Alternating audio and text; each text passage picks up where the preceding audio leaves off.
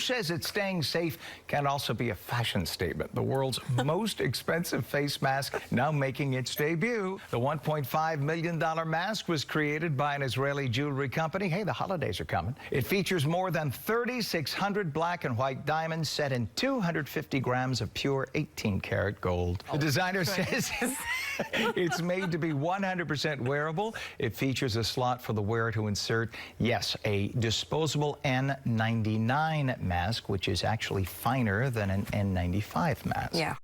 Wow. A $1.5 million mask. Rich people, learn how to read the room.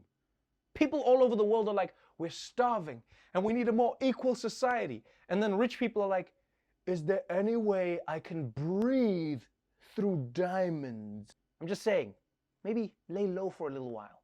Honestly, guys, where are you even going to wear this thing? Huh? Where are you going to wear a diamond mask? I mean, you're not going to wear it in the streets? What are you going to wear it to a fancy party? You're not even supposed to be having parties during Corona. So you're just going to end up wearing this around the house, showing it off to your cat. So, Mr. Whiskers, you impressed? No, you go back to where you came from. Of course, masks aren't the only important thing needed to slow the spread of coronavirus. We also have to keep up social distancing. And right now, that means not having big family get-togethers for the holidays, especially indoors, which sucks. Please don't get me wrong. I get it. But does it suck more than having your loved ones die of COVID? Well, according to the Trump administration, yes. Yes, it does. Dr. Scott Atlas, who is one of the president's sources as it relates to the pandemic, and he has now come out and is talking about what people should be doing as they head into Thanksgiving with so much attention on the holiday right now. This kind of isolation is one of the unspoken tragedies of the elderly, who are now being told, don't see your family at Thanksgiving. For many people, this is their final Thanksgiving, believe it or not. What are we doing here? I think we have to have a policy, which I have been advocating, which is a whole person, whole health policy. No, man, this dude can't be serious. For many people, this is their final Thanksgiving? Really? I mean, yes, thanks to the Trump administration, it's definitely going to be many people's final Thanksgiving, but still. And I love that whole person health policy. If you get corona, that's the whole thing. It's not like you're going to say, well, I died of COVID, but damn, those mashed potatoes were great. Look, I do think it's important for people to see their families, especially around Thanksgiving. People look forward to it.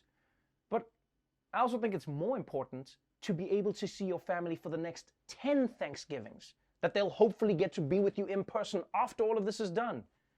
It's not like Americans aren't used to the idea of not going home for the holidays because they have to keep the country safe. American generals in World War II, they understood this. They weren't like, yes, beating Hitler is important, but what's the point of freedom if we have to miss cranberry sauce for 1 year? Let's go home, soldiers. And it's so hilarious that conservatives have ended up here. Because when this pandemic started, you remember, they said, we don't need to shut down the economy, just be safe and responsible. Then they were like, we don't have to wear masks just to protect the elderly. Now they're like, you know what? Bring the elderly in here. I can't fit all those leftovers in my fridge. Okay, get in here. It just doesn't make sense. It doesn't make sense why Trump is willing to risk old people being exposed to corona this much. Unless he thinks that it'll end up making him look good in the long run, because you won't have old people dying if all the old people are already dead.